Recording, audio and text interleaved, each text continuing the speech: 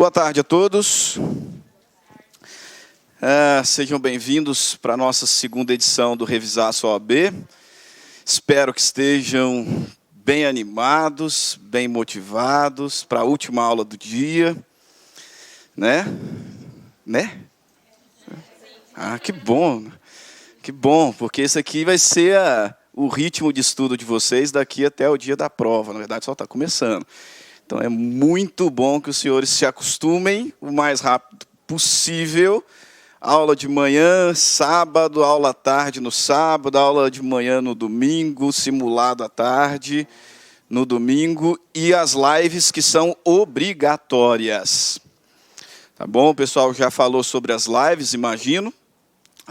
Vocês precisam assistir as lives durante a semana, além, evidentemente, de assistir o material que está disponível já lá no portal de vocês. Tá? Pelo menos quanto à minha matéria, eu insisto, as nossas lives são obrigatórias. Tá? Vocês precisam tirar lá um tempinho durante a semana, ainda que não consigam assistir ao vivo, mesmo o ideal é que fosse ao vivo para poder interagir, mas ainda que não seja ao vivo, conseguir tirar um horário no seu dia para estudar as lives, não só para assistir, para estudar as lives, e para dar conta do material que está disponível no portal dos senhores. Tá? E quando acabar isso tudo, estudar mais um pouco, revisando o que já foi estudado, o que já foi lecionado. Tá? A palavra de ordem para esse mês e pouco até a prova é sacrifício. Tá? Sacrifício. Todos os dias, além de manhã e tarde, aqui nos finais de semana, estudando para a OAB. Então, pode dar tempo no namoro, tem problema. Tem gente que dá tempo no namoro por coisa bem menos relevante, agora é a hora. Tá? Seu namorado, sua namorada, vai compreender, e se não compreender, não era boa gente. Então, você já dispensa. Tá? Mas dá tempo no namoro, pode dar tempo no marido também, a colega falou. Não tem problema, vai entender. Não é mês de ir para o cinema, não é mês de ir para a balada. Tá? Se você for para o cinema nesse mês, você vai ficar com peso na consciência. Tá? Vai lembrar de mim. Se você for para a balada nesse mês, vai ficar com peso na consciência. Porque além de perder o tempo da balada estudando, aí fica de ressaca, né? Perde o outro dia também. Tá? Então é mês de sacrifício total. Daqui um mês e pouco vocês vão perceber que valeu a pena. E aí vão continuar sacrificando na segunda fase. Tá? E aí acabou. Né? E aí acabou. É o que vocês acham que vai acontecer. Né? Não acaba nunca mais. Ok? Pessoal, a grande maioria aqui já foi meu aluno, mas tem umas carinhas novas. Então, para quem não me conhece, eu sou o professor Stanley. Estarei com vocês na disciplina de Direito Civil e Processo Civil. Serão 4 encontros de Direito Civil, 3 encontros de Processo Civil e mais as nossas lives. Tá? Eu vou tentar, na medida do possível, durante as lives, falar coisas que nós não estudamos aqui presencialmente. Então, Direito Civil, por exemplo, nós teremos 2 aulas de parte geral, hoje e a próxima aula, parte geral. Depois nós veremos obrigações, família e sucessões. Então, o direito das coisas, por exemplo, matéria importante, a gente vai trabalhar na live. Então, não tem saída, vocês precisam assistir as nossas lives e presentes aqui todos os dias. Todos os dias. Tá? Aqui nos sábados e no domingo.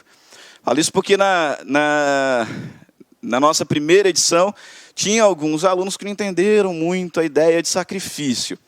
Sabe? E aí, no sábado anterior à prova, que a gente teve aula, no sábado anterior à prova, a sala estava bem vazia, né? Alguns foram assistir dia A, B, C, D dos nossos concorrentes, foram assistir, né? Não vou falar o nome deles aqui, mas foram lá assistir. Alguns aceitaram aquele conselho de que tem que dar uma relaxada antes da prova, não tem nada. Tá? Vou descansar a mente, porque a prova vai ser puxada. E não vieram na aula. E da última aula nossa, saiu 3 questões de processo civil. 3 questões de processo civil da nossa última aula. Nós tivemos aula de manhã e à tarde, no sábado anterior de processo civil. Da primeira aula da manhã caiu uma questão sobre audiência de conciliação e mediação. E da aula da tarde caiu, da aula da manhã caiu uma questão de recursos, agravo interno. E da aula da tarde caiu duas questões de tutelas provisórias. Uma de tutela de urgência e outra de evidência. 3 questões no sábado anterior. Por isso, insisto, tem que vir todos os dias. Todos os dias. Dá um jeito de organizar aí para você não faltar às nossas aulas, ok? Sem delongas, então, vamos ao nosso trabalho. Hoje a gente começa o estudo da parte geral do Código Civil e nós vamos tratar sobre as pessoas naturais. Tá? Na segunda parte, semana que vem, nós falaremos também de um tema muito importante, que é fato jurídico, fato e negócio jurídico, além de prescrição e decadência. Mas, para hoje, pessoas naturais. Vocês bem sabem, molezinha, que o nosso Código Civil estipula ali a existência de 2 pessoas naturais, que são aquelas dotadas de estrutura biopsicológica, e as pessoas jurídicas, nós não vamos falar sobre elas, mas vale a pena anotar uma dica que eu vou dar para os senhores. As pessoas jurídicas são aquelas que se caracterizam pela reunião de pessoas naturais, quando nós chamaremos de corporação, ou pela reunião de bens, que é o que nós chamamos de fundação, que é a dotação patrimonial de bens. Então, observe, o legislador nos apresenta 2 pessoas naturais, nós vamos falar muito sobre elas. Pessoa jurídica. Nós temos 2 grandes blocos de pessoas jurídicas, que são corporação, reunião de pessoas, como acontece no caso da sociedade, da associação, e fundação, que é reunião de bens. Então, se atente para esse detalhe. A fundação é uma pessoa jurídica, mas a fundação não é uma reunião de pessoas, como cai muito em concurso público, como pegadinha. Embora, obviamente, a fundação terá ali a sua diretoria, formada por pessoas naturais, mas a fundação não é uma reunião de pessoas, ela é uma dotação especial de bens. E é a única pessoa jurídica que pode ser criada por testamento. Tá? Grava isso.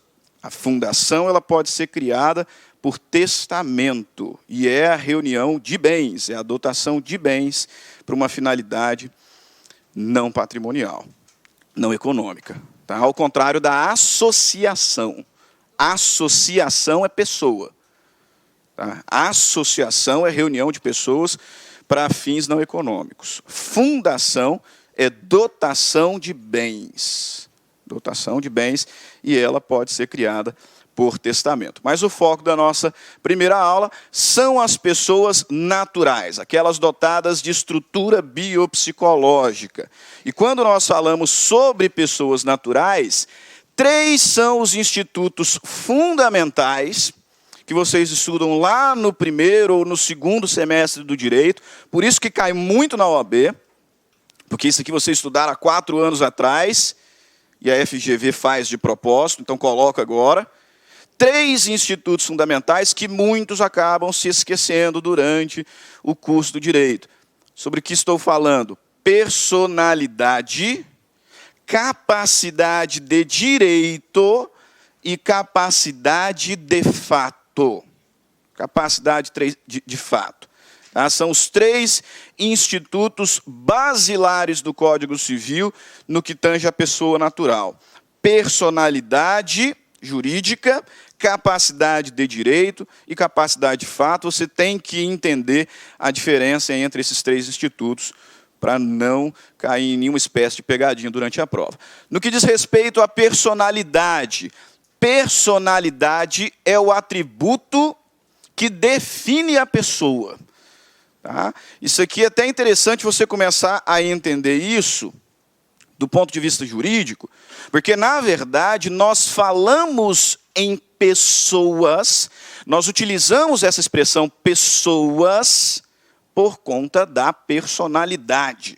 No mundo jurídico, no mundo do direito, o que faz de algo, o que faz de um sujeito, pessoa, é porque ele tem personalidade. Aí depois a gente vai ver se é natural ou se é jurídica. Mas é pessoa porque tem personalidade. Personalidade, portanto, é o atributo definidor da pessoa. E é o que vai garantir para essa pessoa uma proteção mínima por parte do Estado. Que a gente vai falar na nossa primeira live, que são os direitos da personalidade. Sendo pessoa, não importa quem sou, quantos anos tenho, o que fiz, o que deixei de fazer. Se sou pessoa e, portanto, dotado de personalidade, eu sou titular de um grupo de direitos chamados direitos da personalidade. Integridade física, integridade moral, integridade intelectual. Então, além de definir pessoa, ainda garante uma proteção mínima por parte do Estado. Tá? Por fim, personalidade é o atributo que me possibilita titularizar direitos e obrigações. Tá? É por isso que, quando a gente fala em direitos dos animais, na verdade, não são direitos deles, é direito das pessoas em relação aos animais. É um senso comum de moral de protegê-los. Por quê? Porque eles não têm direitos. Afinal, não são pessoas, não são dotados de personalidade. Para titularizar direitos, é necessário personalidade. Tem surgido, mas isso aqui não é para a OAB, a tese acerca dos animais domésticos, guarda, alimentos, mas isso aqui não é para exame da OAB. A gente está chamando de personificação. Por enquanto, entender, animal não é titular de direito, porque falta esse atributo que lhe é essencial. Personalidade. Capacidade, está ali pertinho, a doutrina vai apresentar como sendo a medida da personalidade. Só que tem um detalhe, existem duas espécies de capacidade, e essas duas espécies são comumente misturadas em prova. Tá? Então, você tem que lembrar, na verdade, esse conceito doutrinário quase nunca cai em prova, de que capacidade é a medida da personalidade, porque o foco é o quê? No fato de que nós temos duas espécies de capacidade, que são capacidade de direito e capacidade de fato. Quando nós falamos em capacidade de direito, nós estamos tratando acerca da aptidão para adquirir direitos e deveres na ordem civil. É por isso que, se você der uma olhadinha, tá? Sugiro muito trazer o seu código para as aulas, nem que seja no próprio celular. Se você der uma olhada lá no artigo 1º do Código Civil, ele vai dizer que toda pessoa é capaz. Professor, mas e aquela história de absolutamente incapaz, relativamente incapaz? Não é capacidade de direito. Não é capacidade de direito. O artigo 1º vai dizer, toda pessoa é capaz de direitos e deveres. E aí é verdade. Todas as pessoas, não interessa se tem 1 ano de idade, 100 anos de idade, se tem ou não aptidão para manifestar a vontade no caso concreto, tem personalidade, capacidade de direito também tem. Grava isso. Toda pessoa, portanto, todo aquele que tem personalidade, tem capacidade de direito. Direito. É consequência imediata, do primeiro instituto. Por isso que alguns doutrinadores, por exemplo, Orlando Gomes, vão dizer que personalidade e capacidade de direito seriam institutos sinônimos. Tá? Não concordo com a tese, e majoritariamente a gente não admite, porque, muito embora toda pessoa seja capaz, a recíproca não é verdadeira. Existe ente sem personalidade, mas que tem capacidade. São os famosos entes despersonalizados. Busca lá na memória, no primeiro semestre, no segundo semestre, quando vocês ouviram falar sobre os entes despersonalizados. espólio, massa falida, herança jacente, herança vacante, condomínio, entes despersonalizados. Não tem personalidade. Condomínio não é pessoa jurídica. Espólio não é pessoa jurídica. Não tem personalidade. Mas tem capacidade de direito. Por isso que a gente não pode confundir os institutos. Mas, no nosso caso, pessoas naturais, não interessa. 1 ano de idade, 100 anos de idade, é pessoa, tem capacidade de direito. Puxa lá no seu Código Civil, toda pessoa, aí você puxa a seta. Pô, se é pessoa, tem personalidade.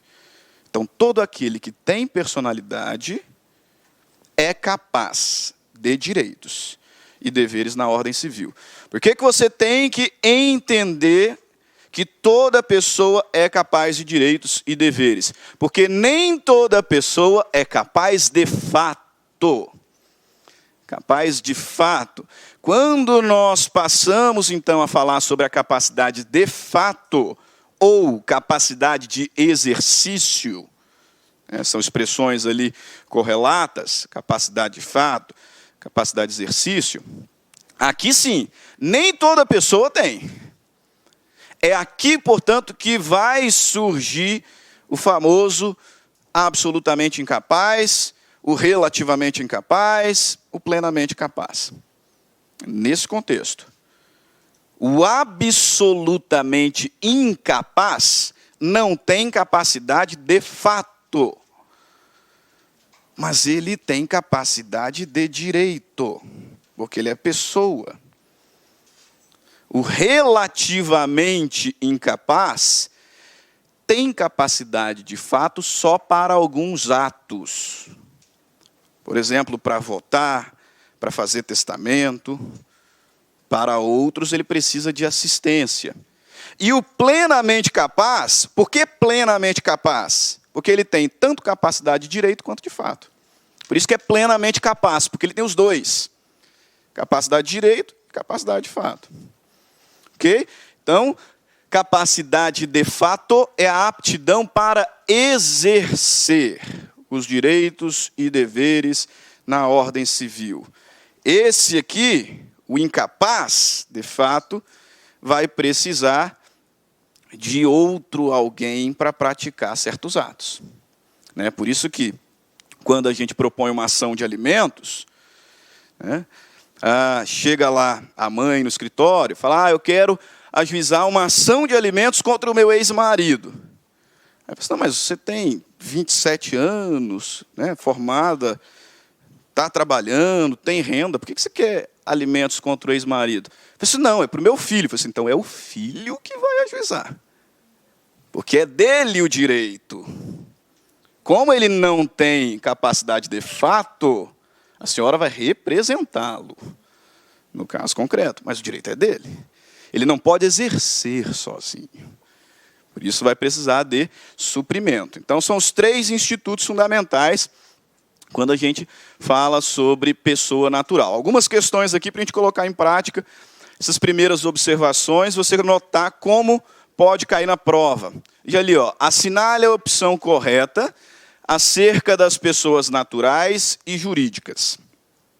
Alternativa A. O indivíduo de 16 anos de idade, ao contrair casamento, adquire a plena capacidade civil por meio da emancipação, voltando à condição de incapaz, se 1 ano após o casamento sobrevier a separação judicial. E aí? Está errado. Professor, mas o casamento emancipa? Sim, o erro está no final. O erro está no final, de fato. O indivíduo que tem 16 anos, se contrair casamento, será emancipado, alcançará a plena capacidade. Mas aí você já grava esse detalhe. A emancipação, vamos falar mais sobre ela, ela é definitiva. Ela é definitiva. Então, se esse menor, antes de completar 18, completou lá 17 anos, divorciou, ele não volta a ser incapaz. Ele não volta a ser incapaz. Ela é definitiva, ela é irretratável, ela é irrevogável.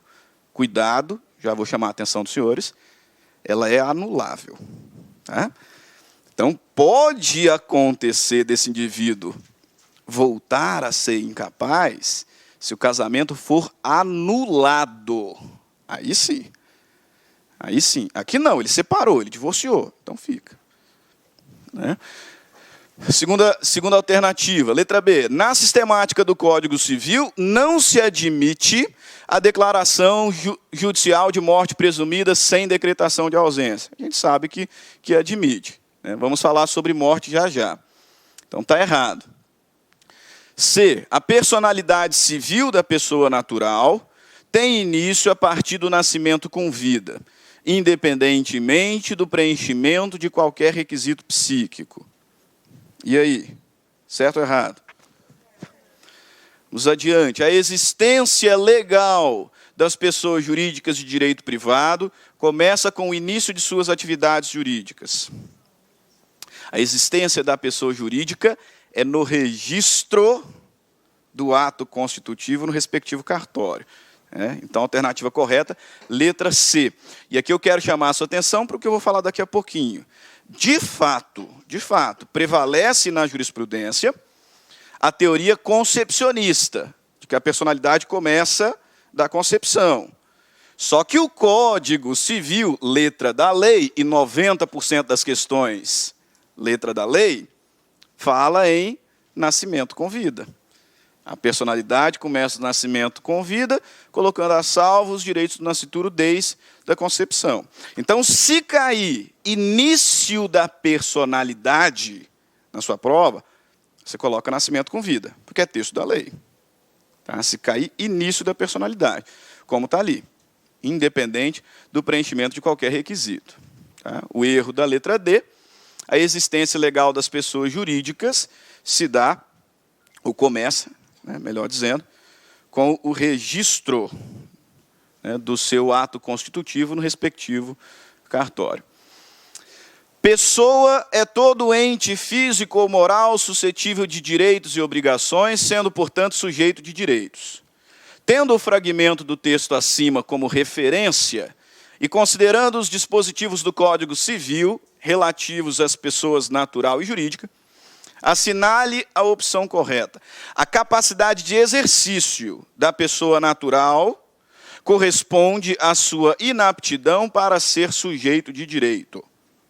Certo ou errado? Errado. Errado por duas razões. Primeiro, porque capacidade é aptidão, e não inaptidão. E segundo, porque a capacidade de exercício, que é o outro nome da capacidade de fato, o outro nome da capacidade de fato, a capacidade de exercício é a aptidão para exercer o direito, e não para titularizar o direito. O bebê lá de 1 ano, ele é sujeito de direito, porque ele tem personalidade e tem capacidade de direito. Então, o erro da alternativa. A capacidade de exercício ou de fato da pessoa natural pressupõe a de gozo ou de direito, mas esta pode subsistir sem aquela.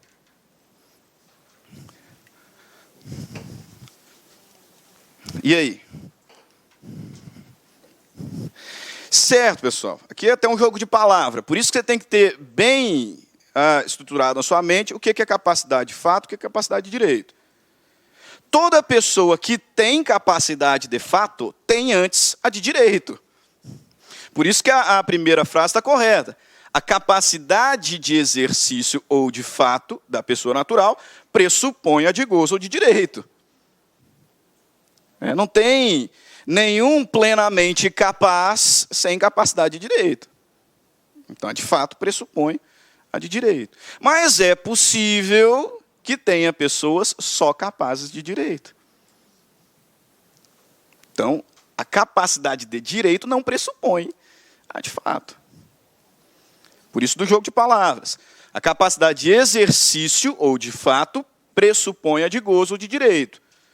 Mas esta capacidade de direito pode subsistir sozinha. Lógico, a criança de 1 ano de idade.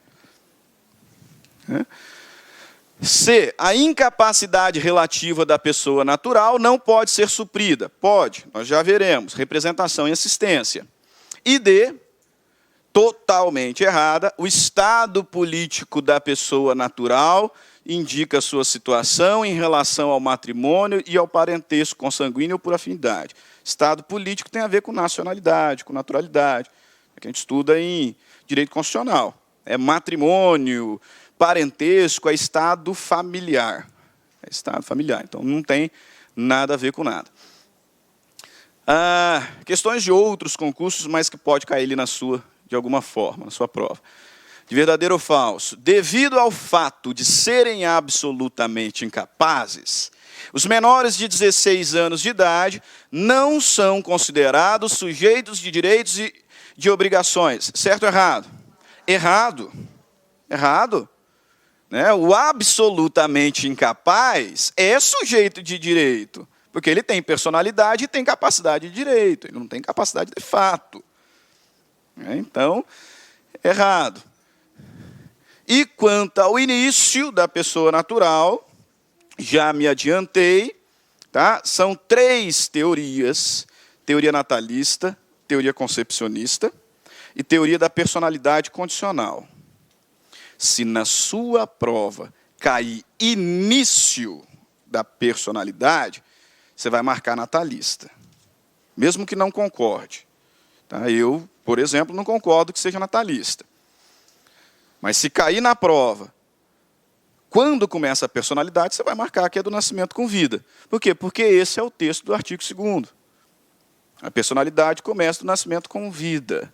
Então, tese natalista. Apesar disso, por que nós temos que falar das demais correntes? Se na sua prova cair sobre o nascituro, veja, não está falando sobre início da personalidade, está falando sobre o nascituro. Você vai considerar ele pessoa. Tá? Você vai considerar ele pessoa. Por quê? Porque ele tem muitos direitos. Na verdade, uma das críticas ao artigo 2º, cá para nós, é porque ele fala assim, que a personalidade começa do nascimento com vida, mas põe a salvo os direitos do nascituro desde a concepção. É quase um contrassenso, porque se não nasceu ainda, como é que tem direito a ser protegido? Professor, mas ele é um ente despersonalizado. O nascituro titulariza direitos da personalidade. O contrassenso é maior. Por isso você tem que saber fazer prova. Você tem que saber fazer prova. Se cair início da personalidade, você vai colocar que é do nascimento com vida. Mas se a questão disser respeito ao nascituro, você vai dar para ele direitos. Você vai considerar que ele tem direitos, porque afinal ele tem, e são muitos. Muitos, já eu destaco para vocês. A última teoria, essa aqui, ela é importante, mas não é adotada, é a teoria da personalidade condicional. O que é condição no direito? Você se lembra condição em 3 palavras, evento futuro incerto. Evento futuro incerto.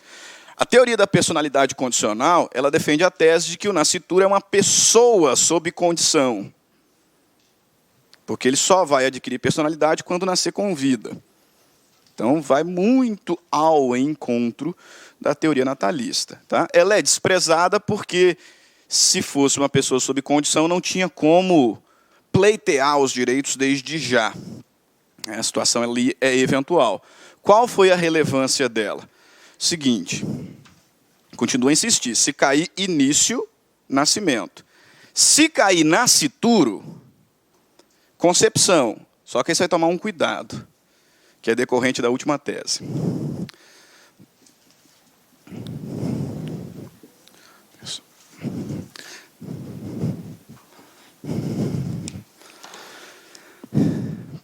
Personalidade.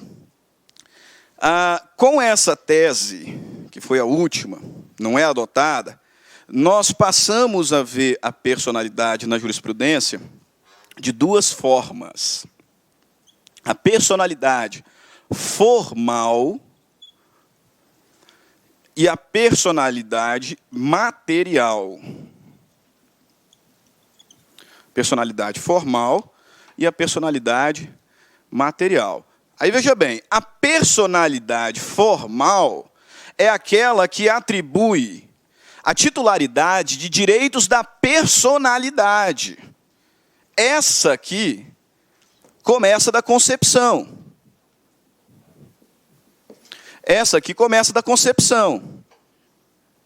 Por isso é que o nascituro tem que ser protegido quanto à sua honra, quanto à sua imagem. O nascituro, ele é herdeiro, ele pode ser beneficiado por testamento, porque ele tem personalidade formal. E a personalidade formal começa na concepção. A personalidade material é aquela que possibilita a titularidade de direitos patrimoniais. Direitos econômicos. Essa aqui só começa do nascimento. Essa aqui só começa do nascimento. A gente bifurca. A personalidade formal começa da concepção. É o que possibilita a titularidade de direitos extrapatrimoniais. Esse aqui o nascituro tem. Por isso que, se o pai falecer, né, deixando ali a esposa, por exemplo, grávida de 8 meses, o nascituro ele já é herdeiro. Ele é herdeiro, porque ele tem personalidade. O Tobias não é. O Tobias é o meu cachorro. Não é. Porque é animal. O animal não tem personalidade. Existe diferença. Tá? Animal é coisa, é semovente. Então ele não pode ser herdeiro. O nascituro é pessoa. Ele tem personalidade formal. Se o pai morrer e deixou a esposa grávida de 8 meses, ele é herdeiro. Só que, se não nascer com vida, ele não chegou a receber o patrimônio. Porque faltou a personalidade material. Agora, se ele nasceu com vida, morreu 1 minuto depois, além de herdeiro, ele se tornou dono da herança. Ele vai ter que fazer o inventário dele, achar os herdeiros dele. Por quê? Porque ele aí adquiriu a personalidade material e passou a ter possibilidade de ter patrimônio. Okay? Então a gente bifurca personalidade formal desde a concepção. Por que saiu ali? Personalidade formal desde a concepção. Direitos extrapatrimoniais. Personalidade material a partir do nascimento. Direitos patrimoniais. Ok? Vamos lá adiante. Quem é o nascituro? O nascituro é o ente já concebido, ainda não nascido, dotado de vida intrauterina. O nascituro tem muitos direitos, por isso que eu falei, quando falar sobre o nascituro, considera ele pessoa. Quando falar sobre o início da personalidade, você fala que é do nascimento.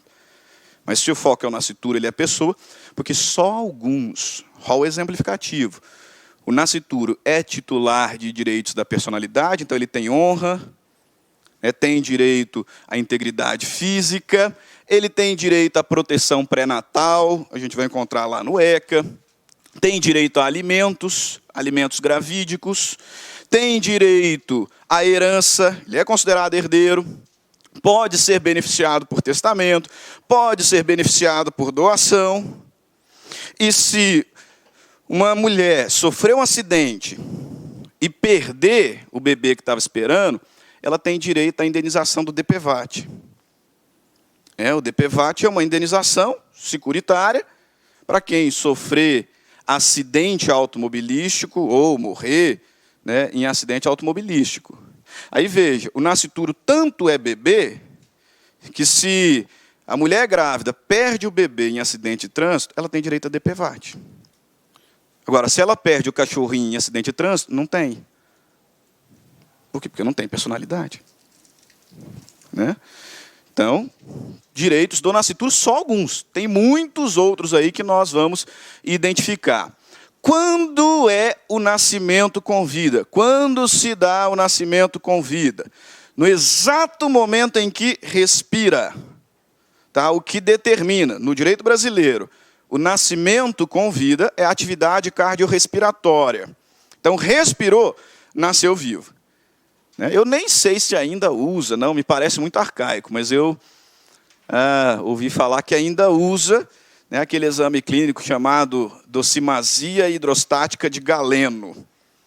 Né, vocês já ouviram essa expressão? Coloca o feto num balde, se boiar, respirou, nasceu vivo. Se boiar, nasceu vivo. Respirou. Se não boiar, não nasceu vivo. É a respiração que vai determinar o nascimento com vida. Respirou, nasceu vivo. Não interessa se durou 1 minuto. Nasceu vivo. E se ele nasceu vivo, ele adquiriu personalidade material. Não respirou, natimorto.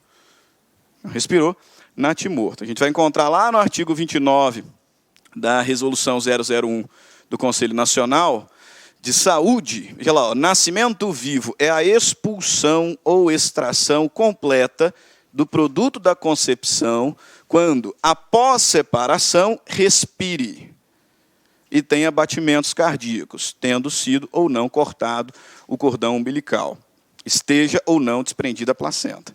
Então, no Brasil, não tem prazo mínimo de vida para ser considerado vivo, igual tem no direito francês, igual tem em outros direitos europeus. Não há necessidade de um laudo médico falando que era viável, tá? Inclusive, afora preparatório para a OAB, né? Aqui a gente vai ter uma questão importante relacionada à anencefalia.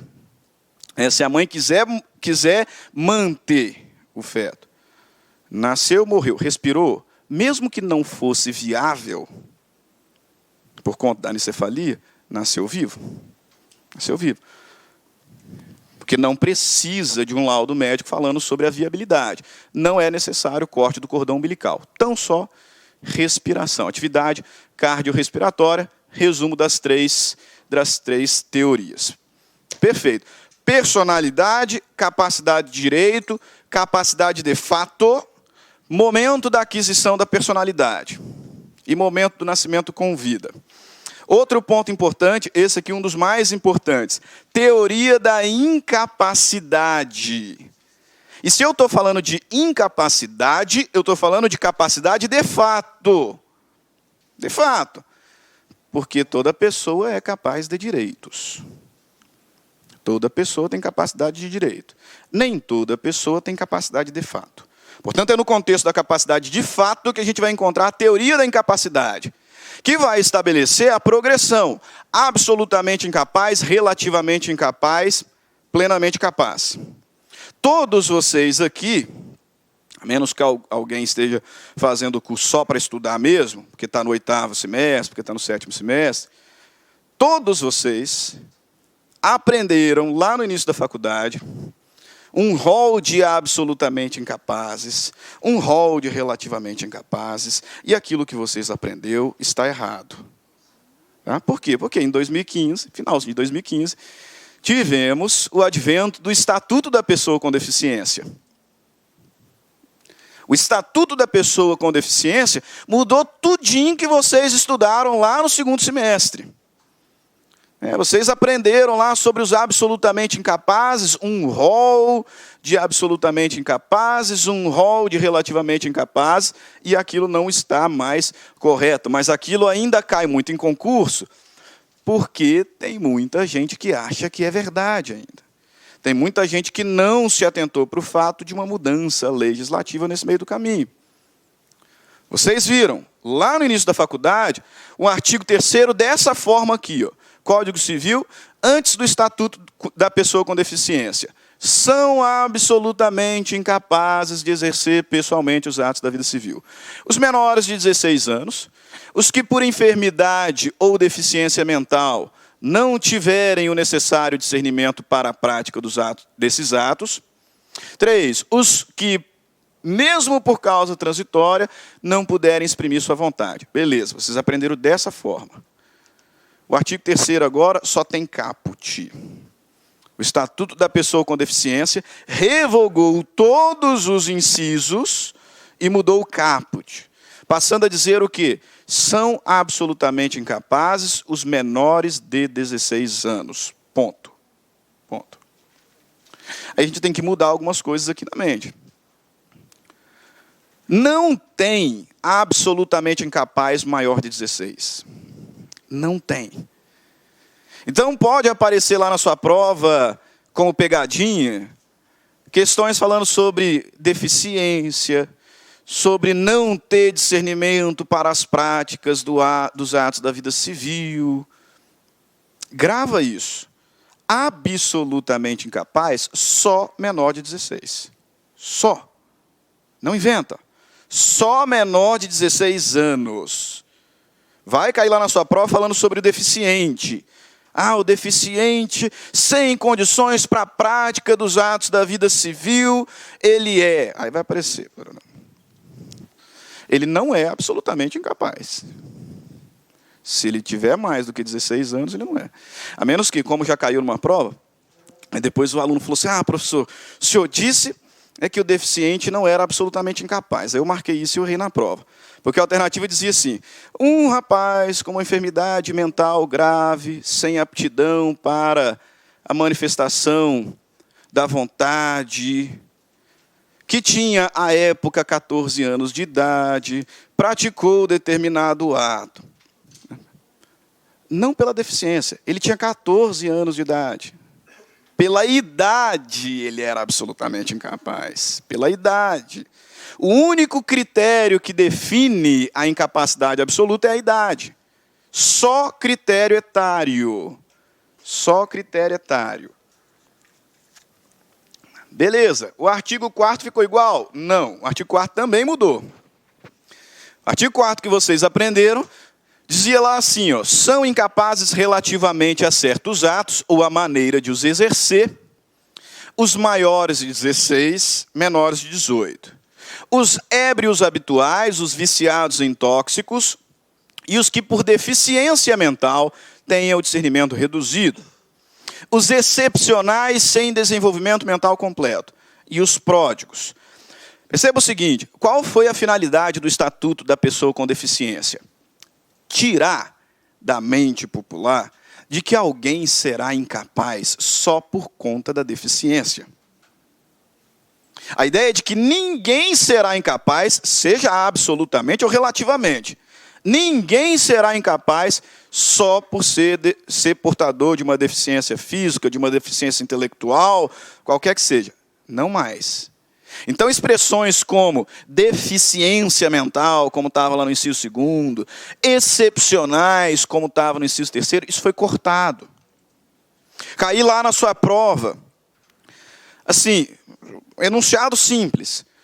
O casamento do enfermo mental é, : Aí aparece nulo, anulável, inexistente, válido. Você vai responder o quê? Válido. Porque a única informação que você tem é deficiência.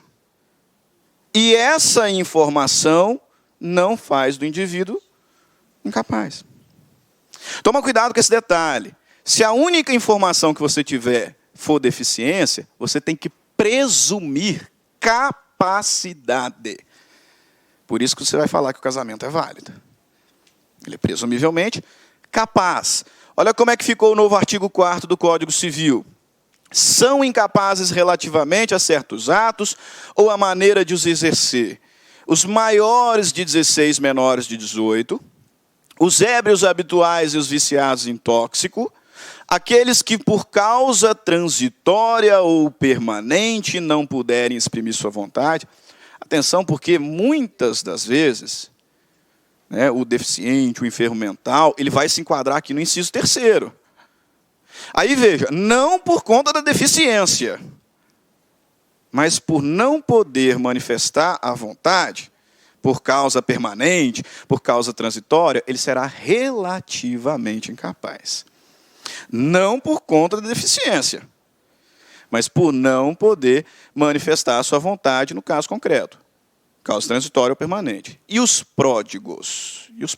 Então, nova teoria da incapacidade. Absolutamente incapaz, somente os menores de 16 anos. Relativamente incapaz, maiores de 16, menores de 18. Ébrios habituais viciados em tóxico. Aqueles que por causa permanente ou transitória não puderem exprimir sua vontade. E os pródigos. Relativamente incapazes. Perfeito? Aí veja, os absolutamente incapazes podem celebrar negócios jurídicos? Cuidado com essa afirmação, não vá com muita sede ao pote. Os absolutamente incapazes podem celebrar negócios jurídicos? Podem, desde que a incapacidade seja suprida. Desde que a incapacidade seja suprida. Os relativamente capazes podem? Podem, desde que a incapacidade seja suprida. Qual é a forma de suprir a incapacidade?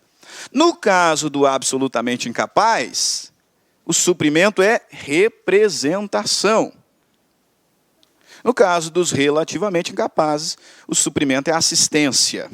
Então, o absolutamente incapaz pode celebrar negócios jurídicos desde que representados. Os relativamente incapazes podem celebrar negócios jurídicos desde que assistidos. E se não tiver assistência, se não tiver representação, qual que é a consequência? Da falta de suprimento. Da falta de suprimento. Se um absolutamente incapaz celebrar um negócio jurídico sem representação, cuidado, o negócio é nulo. Nulo.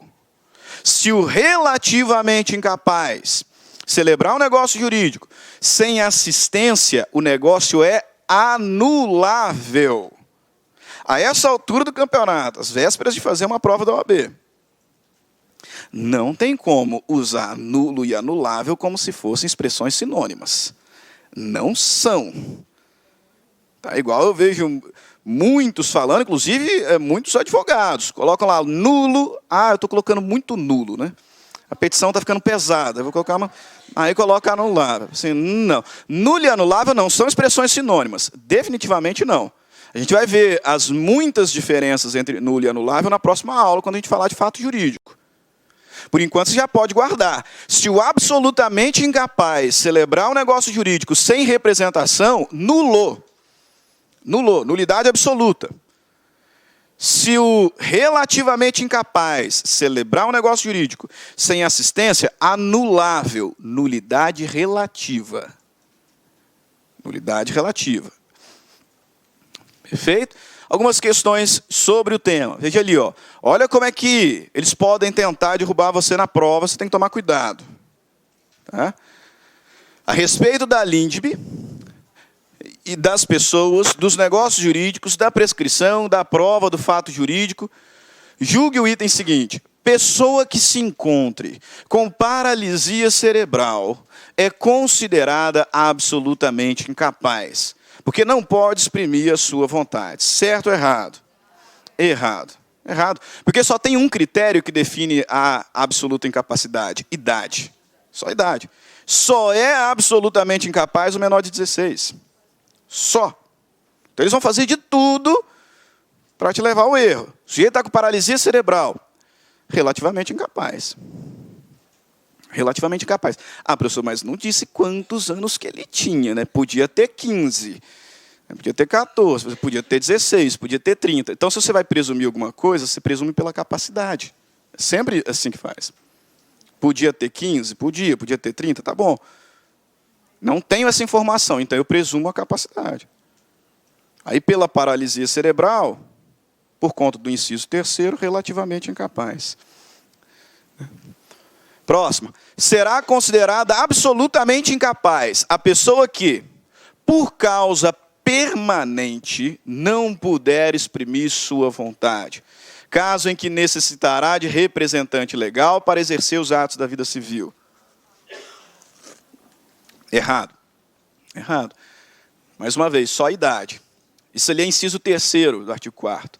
Aqueles que, por causa permanente ou transitória, não puderem exprimir a vontade, relativamente incapazes.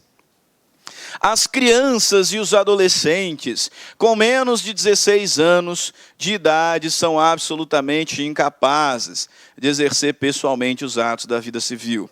Aí sim, por conta da idade, né? Por conta da idade, 16 anos. A pessoa maior de 18 anos, que em decorrência de lesão causada em acidente, entre em estado de coma, e por isso fique transitoriamente impedida de exprimir sua vontade, será considerada absolutamente incapaz de exercer os atos da vida civil, porque ele está em coma. Relativamente incapaz por causa transitória. Aí veja lá, todas essas ali foram questões de prova, questões da CESP, né, de verdadeiro ou falso, de concursos públicos Brasil afora. Essa aqui, ó, questão da OAB. André possui um transtorno psiquiátrico grave, que demanda uso contínuo de medicamentos, graças aos quais ele leva uma vida normal. No entanto, em razão do consumo de remédios que se revelaram ineficazes por causa de um defeito na fabricação daquele lote, André foi acometido de um surto que, ao privá-lo de discernimento, o levou a comprar diversos produtos caros de que não precisava. Para desfazer os efeitos desses negócios, André deve pleitear. Alternativa A, a nulidade dos negócios por incapacidade absoluta decorrente de enfermidade ou deficiência mental. Alternativa B, a nulidade dos negócios por causa transitória impeditiva da expressão da vontade. Alternativa C, a anulação do negócio por causa transitória impeditiva de expressão da vontade. Alternativa D, a anulação do negócio por incapacidade relativa decorrente da enfermidade ou deficiência mental. Qual é a alternativa correta? Todo curso é a mesma coisa. C, D, C, fica dividido. Pessoal, deficiência não determina capacidade. De fato, ele é relativamente incapaz. Não por conta da deficiência. Olha a letra D. A anulação do negócio por incapacidade relativa decorrente de enfermidade ou deficiência mental. Ninguém é incapaz por conta de deficiência, por conta de enfermidade. Ninguém é. Ali que está o erro dela. Letra C. Letra C. A anulação do negócio, de fato ele é relativamente incapaz, mas por causa transitória impeditiva da expressão de vontade. Inciso 3º do artigo 4º. Ok? Artigo 4º. São relativamente incapazes maiores de 16, menores de 18, ébrios habituais e viciados em tóxico, aqueles que por causa transitória ou permanente não puderem exprimir a vontade, e os pródigos. Não tem deficiente. Tá? Não tem deficiente. Então, cuidado com essas expressões aí como forma de pegadinha. Perfeito. Aí o indivíduo é absolutamente incapaz, depois se torna relativamente incapaz, em algum momento se dá a cessação da incapacidade. Dentro ali da teoria da incapacidade, em algum momento ocorre o que nós chamamos de cessação da incapacidade. A cessação da incapacidade, ela se dá pela maioridade ou pelo levantamento da decisão que determinou a curatela. Perceba o seguinte, o critério idade, ele define a incapacidade automaticamente. Então, até 16 anos, o indivíduo é absolutamente capaz, bateu 16, relativamente. Bateu 18, plenamente capaz. A transição é automática. Os outros critérios da relativa incapacidade, ébrio habitual, viciado em tóxico, por causa permanente ou transitória, pródigo, esses outros critérios, eles são determinados por sentença. E aí, só quando vem outra sentença e levanta, é que ele deixa de ser. Então, a incapacidade cessa quando cessa aquilo que lhe deu causa. Completou 18, acabou. Levantou a sentença de curatela, acabou. Só que pode o indivíduo deixar de ser incapaz antes de completar 18, por meio da emancipação. Isso aqui todo mundo sabe, isso aqui, qualquer pessoa ali fora que nunca entrou numa sala de direito que você perguntar, ele vai saber, com as próprias palavras, mas de forma correta, te dizer que a emancipação torna o indivíduo apto para a prática dos atos da vida civil. torna ele capaz. O que muitos não sabem lá, e que muito aluno esquece aqui, é que existem 3 espécies de emancipação. O pessoal fala muito em emancipação. Ah, emancipação, emancipação. Beleza. Só que existem 3 espécies de emancipação. E é aqui que alguns escorregam. A emancipação voluntária, a emancipação judicial e a emancipação legal. Nós temos 3 espécies de emancipação. E você não pode confundir isso em prova, porque isso cai muito na OAB. Muito. Só contando na sensação, a maioridade, entre a decisão judicial e a curatela para... Não, a decisão que levanta a curatela. Isso porque nas outras hipóteses, a colega perguntou sobre a cessação. Idade, decisão judicial ou curatela. Não, a idade, que é automática, ou o levantamento da curatela, que se dá por decisão. Né? Caso do menor de 16 anos, automático, idade. Menor de 18, automático também, idade. Os outros casos, ébrio habitual, viciado em tóxico, aquele que por causa permanente ou transitória não puder manifestar vontade, o pródigo, esses são determinados incapazes por sentença. Sentença que impõe curatela. Tá? A tendência é que a gente deixe de falar em interdição. Tá? Ainda existe a expressão, obviamente, no CPC existe. Mas a tendência é deixar de usar a expressão interdição e começar a usar a curatela só. Aí quando vier uma outra decisão e levantar a curatela, cessa a incapacidade. Cessa a incapacidade. Com relação à cessação antes da maioridade, por via de emancipação. 3 espécies. Emancipação voluntária, emancipação legal e emancipação judicial. Emancipação voluntária, emancipação judicial, emancipação legal. E olha lá, artigo 5º do Código Civil. A menoridade cessa aos 18 anos completos, quando a pessoa fica habilitada à prática de todos os atos da vida civil. Parágrafo único. Cessará para os menores a incapacidade. Primeira parte do inciso 1º, emancipação voluntária. Cuidado com os detalhes. Pela concessão dos pais. Pais. Tá? Os 2 e pais. Avô não. Avó não. Tutor não. Pais.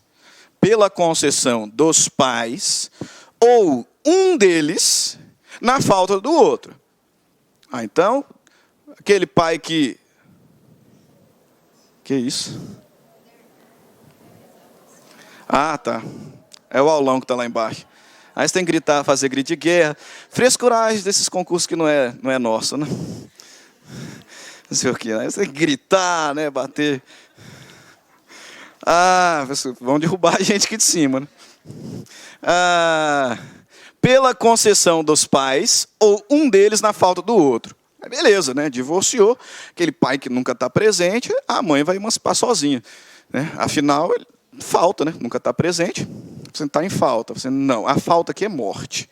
Ou ausência. Ausência no sentido técnico da palavra. Não é ausência de não estar presente. Ausência de desaparecimento. Está em lugar incerto e não sabido. Tá? Entenda o seguinte. Mesmo com o divórcio... E um divórcio que, por exemplo, tem determinado a guarda só com a mãe ou só com o pai, os 2 precisam para emancipar. Tá? Só será suficiente a vontade de um dos pais, no caso de morte, ausência no sentido técnico, local incerto não sabido, ou perda do poder familiar. Se vier uma sentença falando que perdeu o poder familiar. Aí a vontade do outro sozinho será suficiente. Por procedimento. A gente vai falar sobre o procedimento de ausência. Não, vai ter um processo em curso. Vai ter um processo em curso e uma sentença já declarando a ausência. Ele está em vias de ser declarado morto. Que a gente já está dentro do procedimento para a declaração de morte. Né? A gente vai falar disso daqui a pouquinho. Aí veja bem, concessão dos pais ou um deles na falta do outro, mediante instrumento público, cai lá na sua prova depois, instrumento particular, emancipar, que é um ato importante, por instrumento particular, por contrato assinado por 2 testemunhas. Não, né? Vai lá no cartório. Para quê? Para reconhecer firma? Não. Para o tabelião fazer. Instrumento público, aquele realizado na presença do tabelião. Instrumento público independente de homologação. Não precisa levar a juízo. Aí veja, pais, os dois, por instrumento público independentemente de homologação. Não precisa de homologação judicial. Emancipação voluntária. Possível questão de prova, que eu já até respondi. Se os pais forem divorciados, aquele que detiver a guarda poderá conceder emancipação sozinho? Não. Mesmo que a guarda seja unilateral, precisa do outro. A menos que tenha uma sentença contra o outro, né, declarando a perda do poder familiar. Aquele que agredia, que abusava sexualmente, perdeu o poder familiar. Tudo bem. Judicial, segunda espécie de emancipação. Judicial, se os pais, e só os pais, podem emancipar voluntariamente, na sua prova aparecer lá tutor não pode emancipar voluntariamente. Mas ele tem certeza que o menino lá com 17 anos já tem condições para a prática dos atos da vida civil. Vai ter que ajuizar uma ação de emancipação pelo procedimento voluntário, porque tutor não pode emancipar voluntariamente. Aí tem que ser judicial, segunda parte do inciso. Né? Já lá, a primeira parte do inciso primeiro diz emancipação voluntária pela concessão dos pais ou um deles na falta do outro mediante instrumento público, independentemente de homologação judicial. Segunda parte, ou por sentença do juiz, ouvido o tutor. Então, se na sua prova cair tutor, a emancipação é judicial. Sentença. Não está na lei, mas a emancipação judicial será judicial também quando? Quando os pais não concordarem. Né? A mãe quer emancipar, o pai não quer. Ela não pode fazer sozinho, então vai ter que ser judicial. Então, são as duas hipóteses de emancipação judicial. Tutela, né? E quando houver conflito de interesse entre os pais. E emancipação legal, o resto do artigo 5º, que você tem que tomar bastante cuidado, vai ler várias vezes na sua casa. Né? Casamento emancipa. Exercício de emprego público efetivo, ainda que a gente não consiga encontrar ali um exemplo de menores que aprovados em concurso público tomaram posse, mas está ali, o exercício de emprego público. Professor, mas eu tenho 17 anos, é igual, entrei numa sala de segundo semestre ano passado, e tinha um monte de 17 anos, né, lá. Estava falando sobre capacidade e um monte de relativamente incapaz lá na sala. Porque eu chego aqui e eu falo assim, ninguém aqui é relativamente incapaz. Né? Lá tinha um monte. Aí falando lá com eles, né, eu falei assim, mas eu passei num concurso do Ministério Público e eu sou estagiário lá. Eu disse, não, é emprego público efetivo, estagiário não. Tá? Estágio não emancipa. Colação de grau em ensino superior. Pessoal, a prova é grande. Aí, às vezes, parece lá colação de grau em ensino médio. E o sujeito marca que estava emancipado. Ensino superior. Colação de grau em ensino superior. Emancipa. Difícil de ver também. Mas possível. Estabelecimento civil ou comercial. Né, tem lá a própria empresa. Pela existência de relação de emprego, desde que em função do emprego ou do estabelecimento comercial, o menor com 16 anos tem economia própria. Então, o caso, não sei se emancipou ou não, né? Mas lá da Maísa, que com 16, 17 anos já tinha mais dinheiro do que os pais dela. Emancipado legalmente. Okay? E outros aí que também foram emancipados no mesmo sentido. Tá? Alguns destaques importantes que nós podemos fazer. O emancipado continua protegido pelo ECA. Tá? O emancipado continua protegido pelo ECA. Mesmo emancipado, ele continua a ter as prerrogativas previstas no ECA. Isso aí foi resultado de enunciado do Conselho de Justiça Federal. A emancipação é irrevogável. Os pais emanciparam o menor, aí ele começou a fazer besteira, né, querem voltar atrás e desemancipar. Não tem como. Não tem como porque ela é irrevogável. Ela é irretratável. Mas cuidado, ela é anulável. Ela é anulável. Não tem como se retratar da emancipação. Não tem como revogar a emancipação. Mas ela pode ser anulada, por exemplo, por erro, por dolo, por coação, vício de vontade. É o caso do casamento. Casou-se, mas mediante erro substancial contra a pessoa do outro cônjuge. E o casamento foi anulado. Incapaz. Incapaz.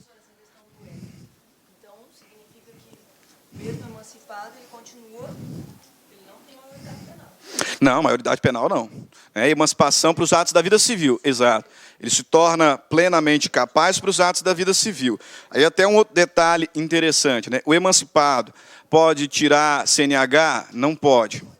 Não pode por quê? Porque o ato de dirigir envolve responsabilização criminal, possível responsabilização criminal. Exato. E como ele não pode responder criminalmente, então ele não pode tirar CNH. Né? Exatamente. Exatamente, porque ele continua protegido pelo ECA. Né? Ele se torna capaz para a prática dos atos da vida civil, contratos sem assistência. No caso de emancipação legal, existe algum documento? Não precisa. Exato.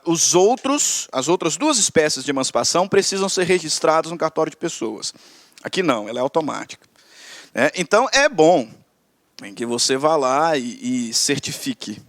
É para ter como provar, mas não há essa necessidade.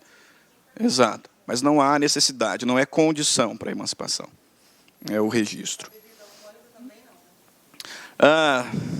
Não, mas...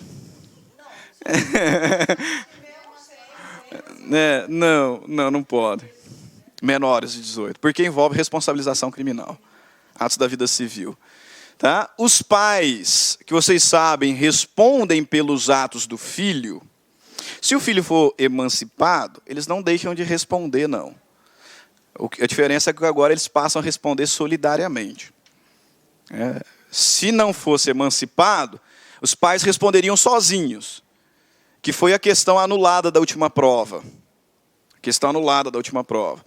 Aí os pais responderiam sozinhos. Teria ali uma relação de subsidiariedade, etc. Ao emancipar, os pais não deixam de ser responsáveis. Mas aí o menor também pode ser responsabilizado. Então passa a ter uma responsabilidade solidária entre pais e menores. Ok, veja lá, isso aqui já caiu muito na OAB.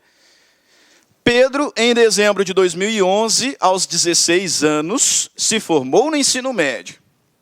Em 2012, ainda com 16 anos, começou estágio voluntário no Ministério Público. Em 2013, já com 17 anos, foi morar com a namorada. Em julho de 2013, ainda com 17 anos, após ter sido aprovado e nomeado em concurso público, não sei qual, mas aconteceu, Pedro entrou em exercício no respectivo emprego público. Em que momento ele foi emancipado? Julho de 2013.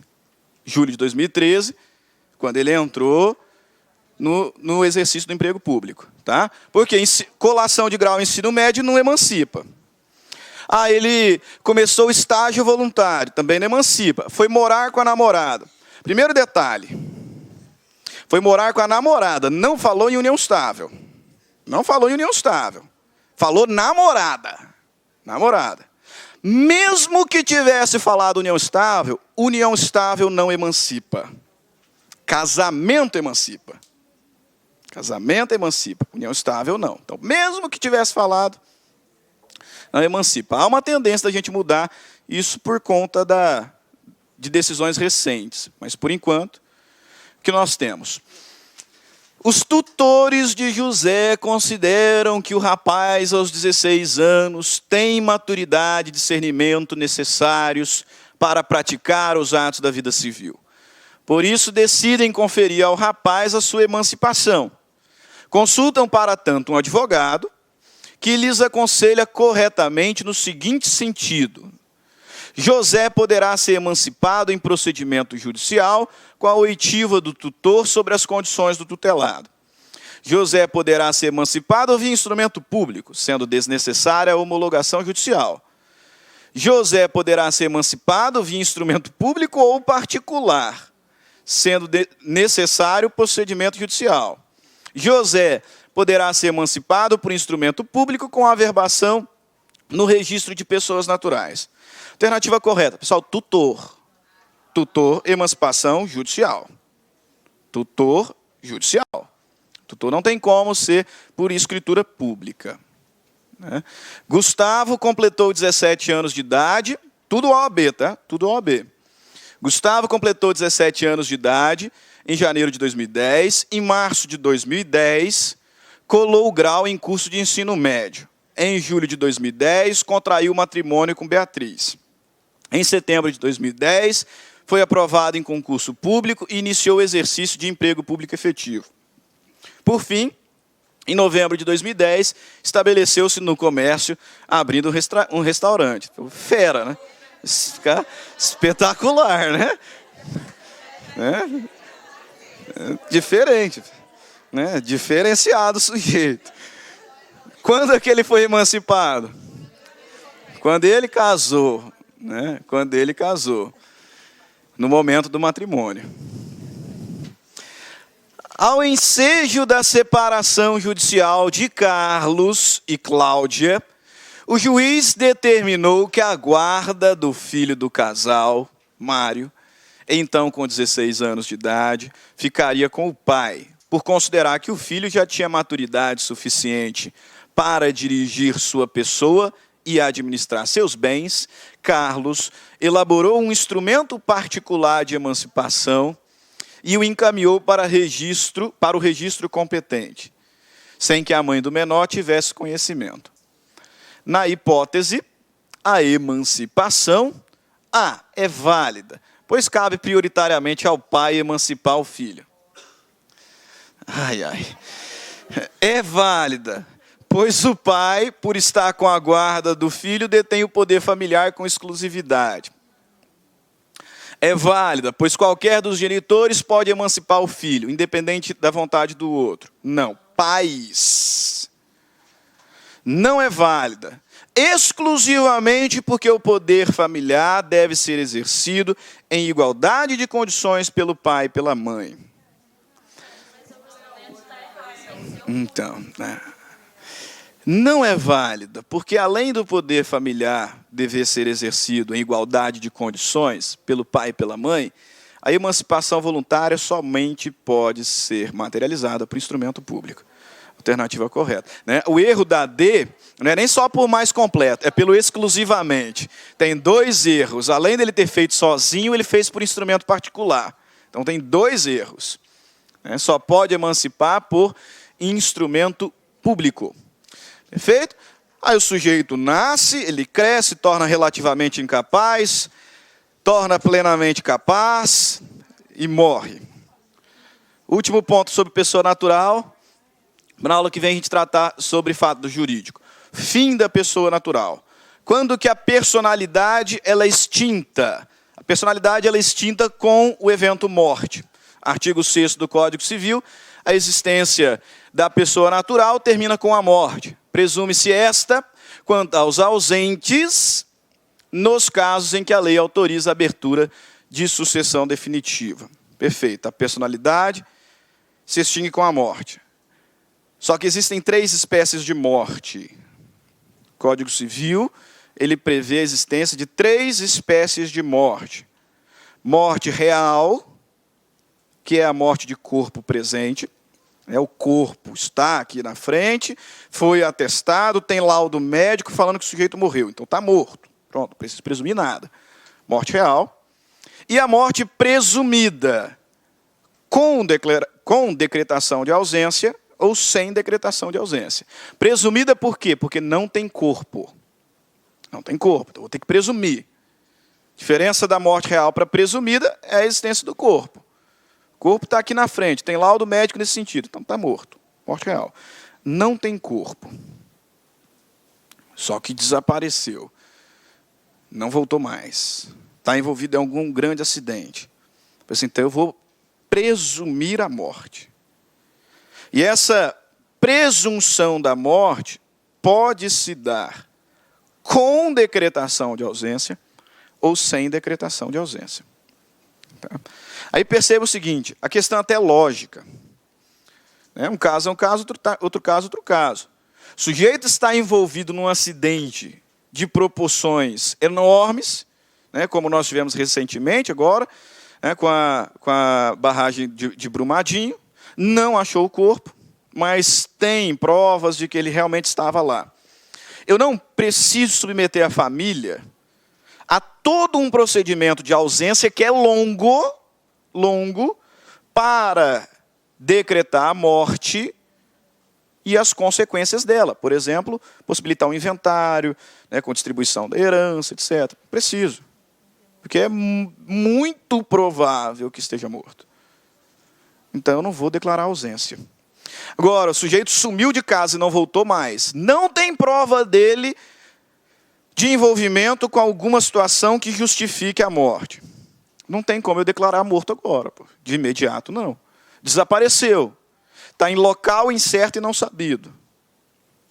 Então, primeiro eu tenho que decretar a ausência, submeter ali ao procedimento que a lei me apresenta, para, ao final, decretar a morte. Duas espécies de morte presumida. Morte presumida sem ausência. Sem ausência. Duas hipóteses. A mais comum de todas. Quando se tem prova do envolvimento com uma situação grave, que torna a morte extremamente provável. Extremamente provável. Então, beleza, decreta a morte. Sem ausência. Inciso primeiro, se for extremamente provável a morte de quem estava em perigo de vida. Inciso segundo, se alguém desaparecido em campanha, guerra, tá? O último revisaço foi em época de campanha eleitoral, Mas campanha aqui é guerra, Se alguém desaparecido em guerra ou feito prisioneiro não for encontrado até 2 anos após o término da guerra. Tá? Então, observe o seguinte, quando a gente fala em morte presumida sem ausência, se for extremamente provável a morte do indivíduo, ou se for uma situação de guerra, a guerra acabou, deu 2 anos e não voltou ainda. Deu 2 anos e não voltou ainda. Então tem um prazinho aqui para a guerra. 2 anos e não retornou ainda. A declaração da morte, tanto quanto óbvio, só se dará depois que cessar as buscas. Então, voltando aqui para o contexto de Brumadinho, provavelmente não serão encontrados todos os corpos. Então nós vamos ter situações de mortes presumidas sem ausência. Mas só é autorizado a família, a despeito de 1 semana, 2 semanas, 1 mês de buscas, só é autorizada a família a ajuizar a ação, querendo a declaração da morte, depois que cessarem as buscas. O juiz só pode declarar a morte depois que as buscas forem cessadas. Parágrafo único do artigo 7º. Okay? Morte presumida com ausência. Com ausência. Morte presumida com ausência é para quem se encontra no LINS, local incerto e não sabido. Desapareceu, não voltou mais. Não tem nenhuma prova do envolvimento dele com situação grave, não tem. Ele não estava em guerra, simplesmente desapareceu. Então tem que ser com ausência. E aí, para a morte presumida com ausência, o legislador ele exige um procedimento que se dividirá em 3 fases. O procedimento para declarar a morte com ausência se divide em 3 fases.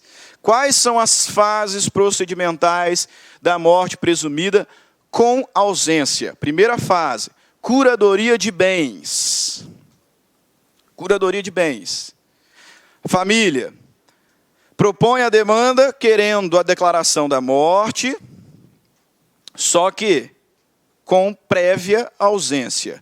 Primeira coisa que o juiz vai fazer, vai declarar a ausência, ele vai proferir uma decisão declarando a ausência, vai mandar arrecadar os bens, identificar quais são os bens do ausente e nomear curador. Por isso que essa é a primeira fase.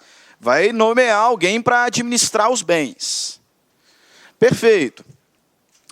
Declarou a ausência, arrecadou os bens, nomeou curador, né? Segunda fase, a família pode retornar e pedir a abertura da sucessão provisória. Segunda fase, sucessão provisória. Primeira fase, curadoria de bens. Curadoria de bens. Essa fase de curadoria de bens, atentem-se aos prazos, ela vai durar pelo menos 1 ano.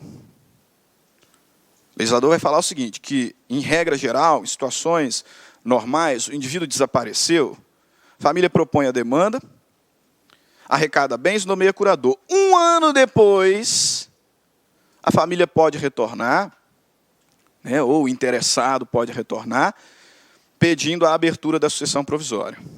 1 ano. Beleza. Professor, na minha prova apareceu 3 anos. Opa, aí tem um problema. Porque pode ser 3 anos. Se o ausente deixou um procurador, né? Ele sabia que ele ia sumir. Vou desaparecer, vou sumir. E nomeio um procurador. Se o ausente... Aí é bem pouco provável que ele esteja morto, né? Deixou um procurador. Se o ausente deixou um procurador, o prazo aumenta. De 1 vai para 3. Então, cuidado, o indivíduo sumiu, deu início ao procedimento, nomeou o curador. 1 ano depois, se não deixou o procurador, pode abrir a sucessão provisória.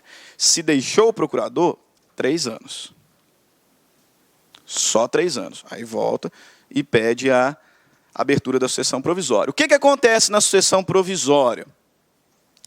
O juiz vai autorizar que seja entregue aos sucessores a posse dos bens do ausente. Não propriedade.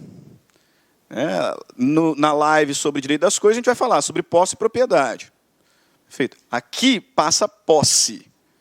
E essa fase de sucessão provisória, ela vai durar, regra geral, 10 anos. 10 anos. Por isso que é muito provável que o indivíduo morreu, vai sem ausência. Porque o procedimento é longo. 1 ano, pelo menos, de curadoria. 1 ano. Aí abriu sucessão provisória, entrega a posse para os sucessores. 10 anos depois da decisão que abriu a sucessão provisória, podem voltar pedindo a sucessão definitiva. E a decretação da morte agora. Da morte. Aí deixa de ser ausente, passa a ser morto. Mas uma observação que eu quero chamar a atenção dos senhores. Né, que alguns chegam no 10º semestre, chegam no cursinho e falam, professor, aquela morte com ausência é aquela dos 10 anos. Eu falei, cuidado com isso. Porque não são 10 anos do desaparecimento. Pessoal, se o nosso judiciário funcionar direitinho, célere, serão pelo menos 11 anos. Porque tem 1 ano de curadoria, na primeira fase. Então o sujeito desapareceu, já ajuizaram a ação para decisão nomeando curador, 1 ano. Aí deu 1 ano cravado, voltaram ao judiciário, abriu sucessão provisória, 10 anos. Então pelo menos 11 anos. Pelo menos 11 anos até abrir a sucessão definitiva. Então, entregar a propriedade dos bens para os sucessores. Boa pergunta. Não tem prazo mínimo de desaparecimento, tá? Na lei. O pessoal vai tentar te induzir a ir falando em 10 dias, 5 dias, 24 horas. Não tem prazo legal mínimo para propor a demanda. Proposta demanda que eu começo a falar em prazo. 1 ano de curadoria ou 3, se deixou o procurador. 10 anos da abertura da sucessão provisória. Decreta a morte. Decretou a morte, entrega propriedade. Beleza. Acabou? Não. Porque quando abre a sucessão definitiva e se entrega a propriedade aos sucessores, entrega a propriedade resolúvel. Propriedade resolúvel é aquela que pode ser perdida por alguma razão. Né? Professor, quando que esses herdeiros se tornarão proprietários definitivamente? Mais 10 anos. Para os sucessores se tornarem proprietários definitivos, será pelo menos 21 anos.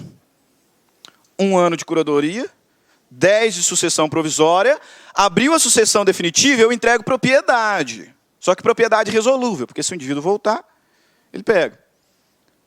Mais 10 anos para a sucessão definitiva. Detalhe que eu quero chamar a atenção dos senhores. Vou voltar aqui um pouquinho. 1 ano de curadoria, 10 anos de sucessão provisória para abrir a definitiva. Esse prazo de 10 anos pode ser reduzido? Pode ser reduzido a 5. Aqui tem muito prazo, por isso você tem que ler de novo depois. Pode ser reduzido a 5. Quando? Quando o que desapareceu já tinha 80 anos e há 5 anos não se tem notícia dele. Se o desaparecido tinha 80 anos e há 5 anos não se tem notícia dele, então eu posso abrir sucessão definitiva. Porque aí é mais provável que ele tenha morrido. Ah, professor, e se voltar? Eu tenho que saber quando voltou. Só um pouquinho, para a gente bater. Se ele voltar na primeira fase, 1 ano, curadoria de bens, primeira fase, não perdeu nada, só reassume a administração, porque os bens estavam com a administração do curador, pega a administração de volta. Abriu a sucessão provisória, entregou posse para os sucessores, e ele retornou aqui, dentro desses 10 anos de sucessão provisória, ele reassume os bens e tem direito a recebê-los tal qual deixou. Então, como deixou quando desapareceu. Eu vou levar aqui em consideração regras de posse, benfeitorias, frutos, quando que indeniza, quando que não indeniza, perda. Tem direito aos bens como deixou. Passou 10 anos, foi decretado morto, e abriu sucessão definitiva, se ele voltar nesse segundo 10 anos, ele tem direito de receber os bens como se encontram. Se não tiver nada, não vai receber nada. Mas ele tem direito a receber como se encontram. Passou mais 10 anos, então já deu 21, e aí apareceu, ele tem direito a ser decretado vivo. Só. Mais nada. Né? Aí mais nada. Aí se a família quiser, né? Teve um aluno que falou assim, professor, eu vi numa notícia, não sei aonde aí, que um indivíduo desapareceu, voltou 30 anos depois, e a justiça não queria decretá-lo vivo. Ele estava na frente do juiz, vivo, e o juiz não queria decretá-lo vivo. Eu pensei, onde que foi isso? Né? Aí foi buscar a notícia, era lá na Suíça. Eu pensei, aqui no Brasil ele vai ser decretado vivo, pô, está vivo. Ele não vai ter mais direitos, depois de todo esse prazo, a receber bens. Perfeito? Acabou morte. Pessoal, só deixa eu fechar, porque senão não vai dar tempo. Tem 15 minutos. Acabou morte? Não. Momento da morte. Para fechar, tema importantíssimo. Comoriência. Comoriência. Vocês aprendem lá no início da faculdade. Comoriência. O que é comoriência?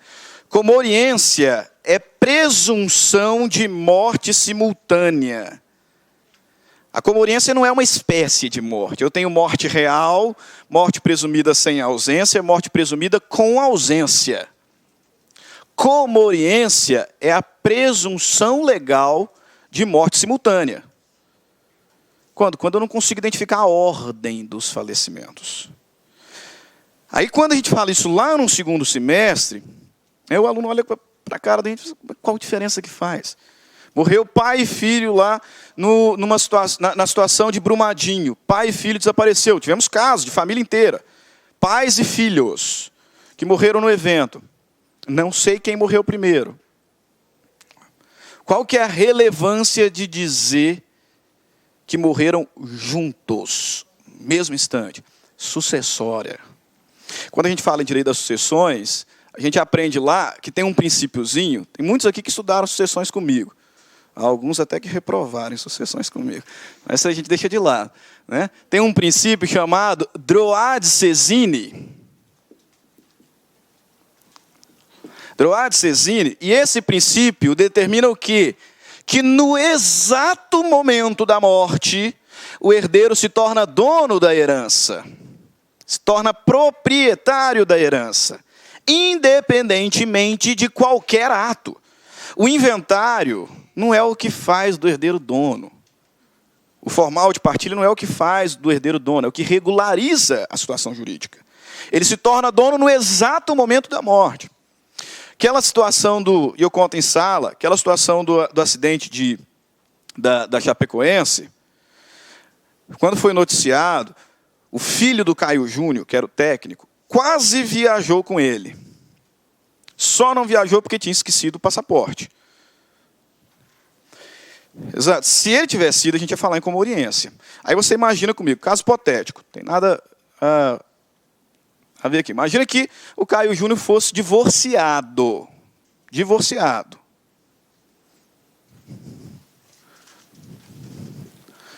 Divorciado. Só que com a ex-esposa, ele teve 2 filhos.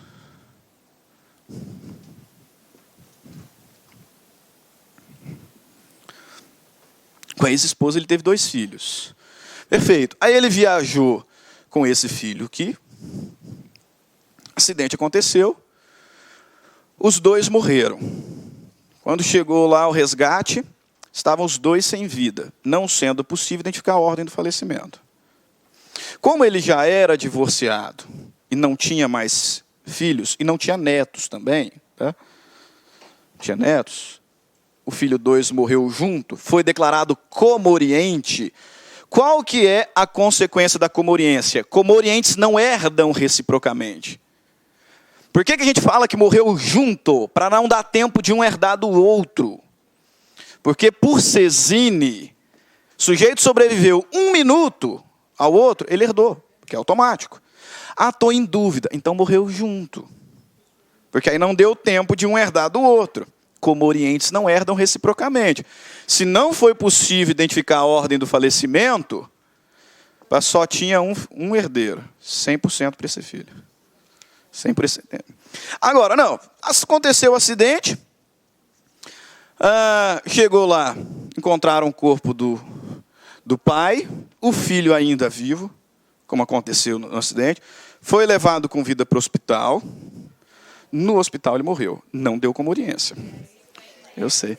Aí, veja, né? Sesine, perfeito raciocínio.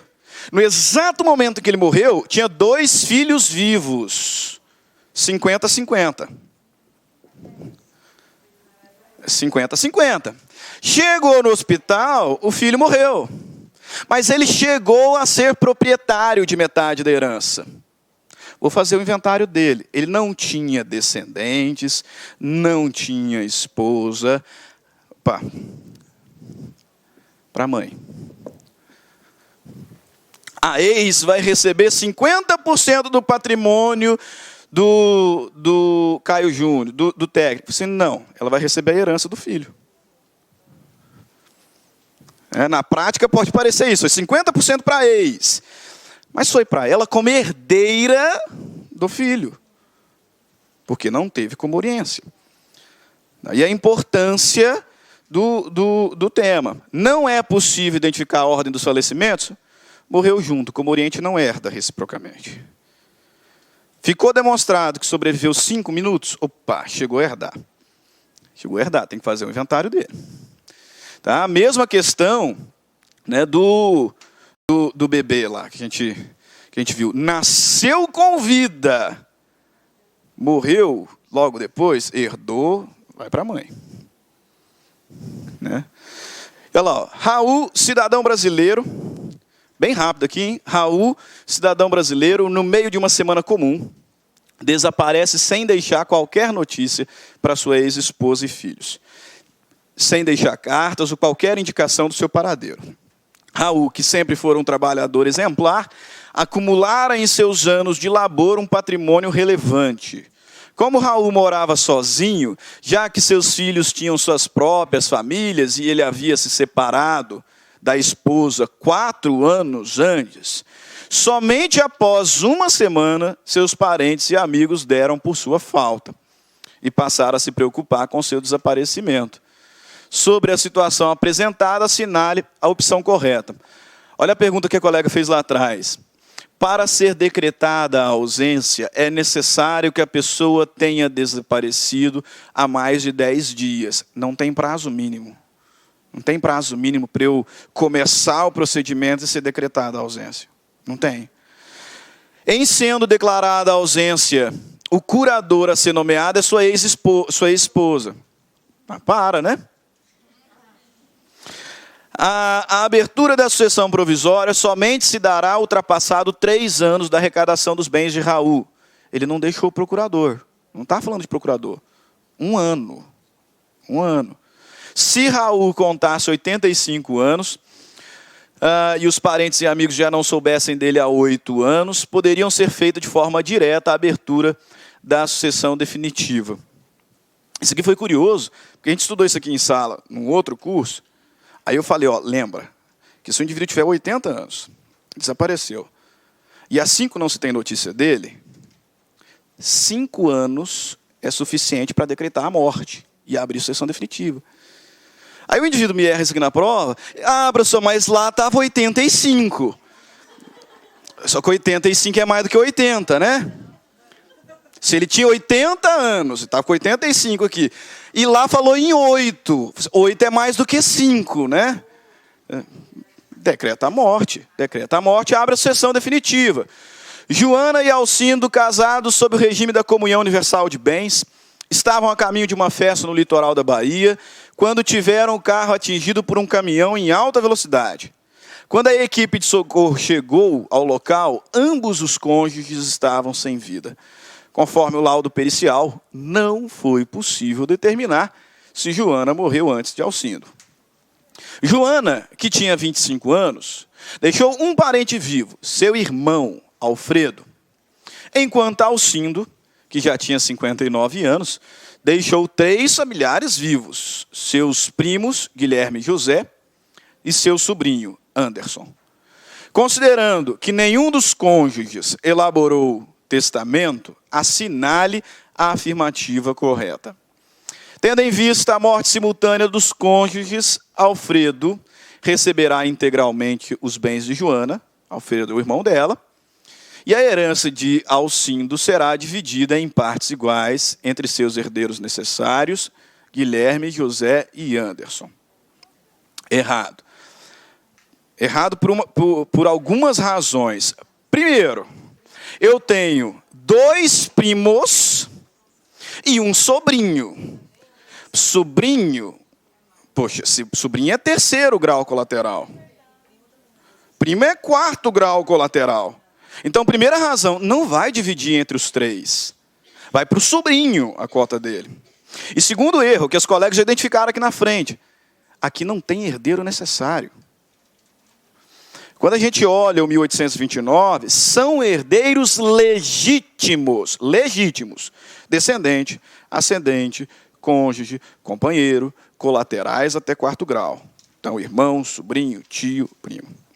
Desses herdeiros legítimos, são necessários, e a gente vai ver disso em sucessões, descendente, ascendente, cônjuge, e por interpretação constitucional, companheiro. Os colaterais, muito embora sejam herdeiros, eles são facultativos. Então não tem nenhum herdeiro necessário aqui na história. Está errado. Não são herdeiros necessários e a divisão não vai ser igual. Entre comorientes não há transmissão de patrimônio, mas como Joana e Alcindo eram casados em regime da comunhão universal de bens, o patrimônio total do casal será dividido em partes iguais e distribuído entre os herdeiros necessários de ambos. Alfredo, Guilherme, José e Anderson, cada um recebe de 25%. Então, tudo errado.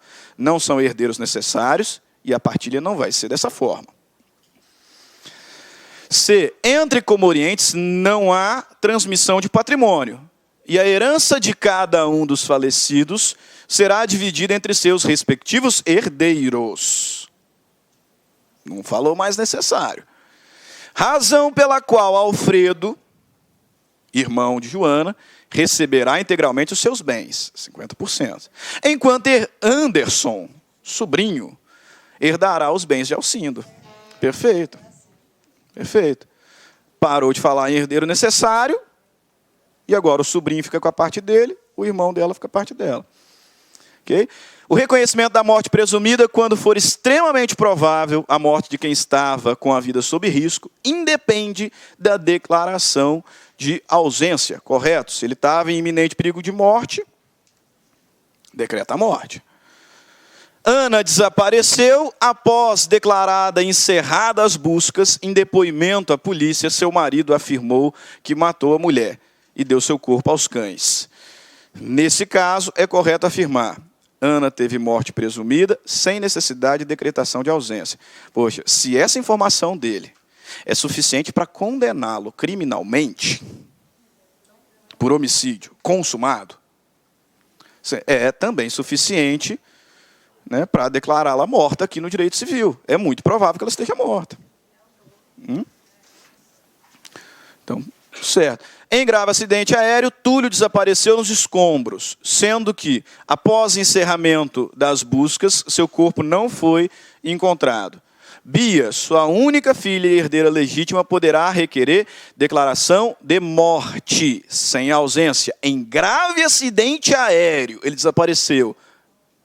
Bem provável que esteja morto. Morte presumida, sem ausência. A declaração de ausência é condição eficiente ao recebimento de indenização do seguro de vida da pessoa desaparecida. Pessoal, o seguro de vida recebe quando morre. Ausente não morreu ainda. Então, ainda que seja cruel pensar isso, mas o seguro vai demorar pelo menos 11 anos. Porque abre a sucessão, nomeia curador, está ausente. Melhor, declara ausência, nomeia curador. Ausente. Sucessão provisória, 10 anos. 10 anos depois da abertura da sucessão provisória, posso requerer a abertura da sucessão definitiva e declaração da morte. É aqui que ele morreu. Aí recebe seguro. Por mais cruel que pareça, vai demorar pelo menos 11 anos. Tem recurso especial nesse sentido. Esse aqui é curioso, por isso que eu deixei para cima da hora. Isso aqui eu coloquei no meu Instagram há algum tempo atrás. Foi no início do ano que vem.